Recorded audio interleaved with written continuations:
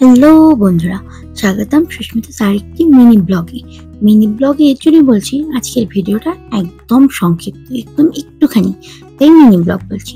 সকাল সকাল রেডি হয়ে কোথায় চলছি বাইকে করে, দাঁড়াও বলছি তো। আজকে যাচ্ছি স্নানের মেলায়, অষ্টমী স্নানের মেলায়। মানে আমাদের এখানে বাসন্তী পুজোর সময়, বাসন্তী পুজোর অষ্টমী তিথিতে এখানে গঙ্গা তো নেই আমাদের পাশে, তাই কোটদোয়া নদীতে স্নান করে পিতৃমাতৃ তর্পণ করে সবাই, এমনি অনেকে স্নান করে পুজো করে। যাই হোক, সকাল সকাল বেরিয়ে পড়েছি এর জন্যই, কারণ বরমশাই এসে আবার অফিস আছে, তো অফিসে যাবে। তাই আমরা সকাল সকাল গেছি। তখন কটা বাজে? 7টা, 7:30 হাইলি, 7টাও বাজিনি হয়তো, তারও আগে এরকম টাইমে বেরিয়েছি। সময়টা ঠিক মনে নেই। মা, বাবা, মানে আমার শ্বশুরমশাই, শাশুড়ি মা, আমরা দুজন, 4জন মিলেই গেছিলাম মেলাতে, স্নানের মেলাতে। এই যে চলছি, এই আমরা যখন যাচ্ছি তখন অনেক মানুষ স্নান করে বাড়ি ফিরছে, মানে তারা নিশ্চয়ই 5টার দিকে গেছে। যে পৌঁছে গেছি মেলায়, এখানে গাড়ি টাড়ি রেখে অনেক, তারপরে নদী অব্দি হেঁটেই যেতে হবে। চলো, আমরা প্রত্যেকবারই আসি এই মেলাটাতে। এটা হচ্ছে আমাদের এখানে আমবাড়ির পাশে কোটদোয়া নদী।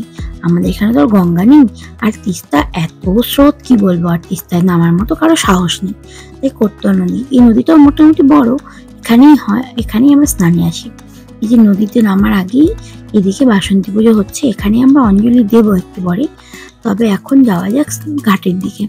ঘাটের ওখানে গিয়ে আবার স্নান টান তো সারতে হবে, দেখা যাক কেমন ভিড় আছে। ব্রিজের উপর থেকে দেখলাম তেমন একটা ভিড় নেই এই দিকটাতে, অন্যান্য দিকে ভালোই ভিড় হয়েছে। ওই দিকে দেখো, দূরে অনেক দেখা যাচ্ছে, ওর দিকে অনেক ভিড় হয়েছে। এই ঘাটে তেমন একটা ভিড় হয়নি।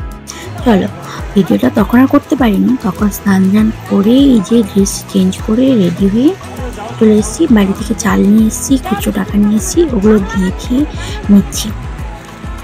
মানে ওখানে অনেকে বাড়ির গোপাল নিয়ে আসে, বসে, তো ওই জায়গাগুলোতে সবাই পেতে রাখে এরকম, সবাই চাল ডাল এগুলো দিতে থাকে আর খুচরো টাকা দিতে থাকে।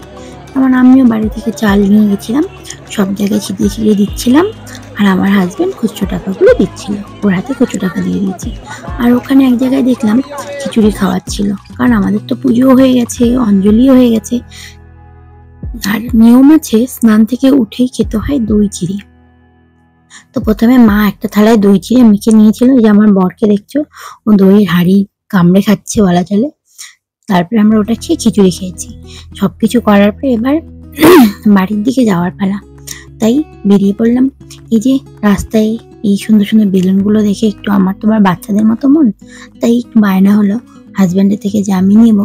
তো বাড়িতে দুটো ভাস্তা আছে, ওদের জন্য নিয়ে নিলাম দুটো, আমার জন্য একটি, মোট 3টে নিয়ে এই দেখো, এখন আমরা যখন বাড়ি ফিরছি তখন বাজে প্রায় 10টা। সেই ভিড় হয়ে গেছে এখন প্রচন্ড। আর তোমাদের এদিকে কোথায় কেমন নিয়ম, কেমন নিয়ম আছে আমাকে কমেন্ট করে জানি। ভিডিও ভালো লাগলে লাইক, কমেন্ট, সাবস্ক্রাইব করে দিও। Thank you for watching.